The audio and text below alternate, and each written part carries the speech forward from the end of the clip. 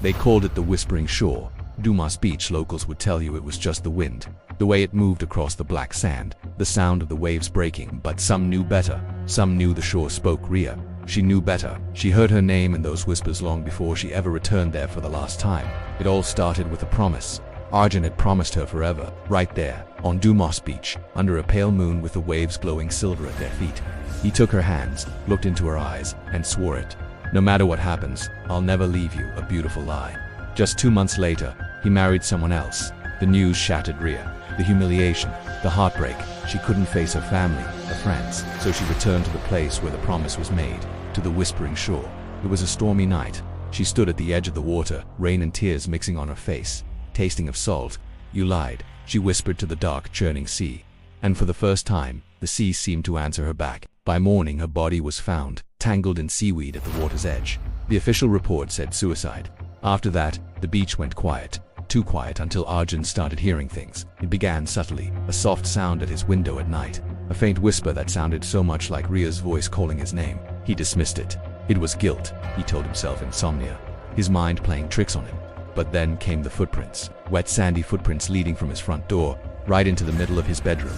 The air in his house grew heavy with the smell of the ocean, of salt water. One night, his heart pounding in his chest, he whispered her name into the darkness. Ria. Immediately, the lights went out. He felt an icy touch, like cold, wet fingers brushing against his wrist. The next night, he dreamed of Dumas Beach. Ria was there, standing in the surf. Her white dress was soaked, stained a dark, rusty red. Her head was tilted at an angle that wasn't natural, but she was smiling. You promised forever, she said in the dream. He woke up screaming. He couldn't take it anymore. Desperate for any kind of peace, Arjun decided he had to go back. Back to Dumas Beach, to the place where it all began. Hoping he could somehow find closure, bury the past. When he arrived, the beach was desolate. No tourists, no vendors selling snacks. There was only the wind. And the whispers. Arjun, her voice was unmistakable now, carried on the breeze. He stood frozen as the water began to recede, pulling back from the shore as if the sea itself was taking a deep, shuddering breath. And then, from the dark, churning waves, she rose. Ria, her feet didn't touch the sand. Her hair floated around her face as if she was still underwater. Her eyes, they were just hollow, dark pits that seemed to reflect the pale moonlight. I waited for you, she said, her voice soft, yet it cut through the sound of the wind. Arjun collapsed to his knees in the sand. I'm sorry, I didn't mean to hurt you. My family, they forced me. Her smile widened, but there was no warmth in it. You still chose to lie. The sand around him suddenly turned wet and cold, black water seeping up from below, climbing his legs like grasping hands. I loved you, she whispered, her voice right beside his ear now. And now, you will never leave me again. The sea surged forward, a monstrous wave that swallowed the shore and everything on it.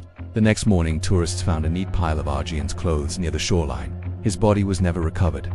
The whispers on Dumas Beach, they say, grew stronger after that night. Even today, some couples who walk along the black sand after dark claim they can hear two voices in the wind, a young woman crying and a man begging for forgiveness, his voice fading as the waves drag him deeper and deeper into the dark. It's a chilling reminder. The dead don't always forgive betrayal. They remember and they wait. Thank you for watching. If you enjoyed this story, don't forget to like, subscribe, and hit that notification bell so you don't miss our next dive into the unknown. Stay safe out there.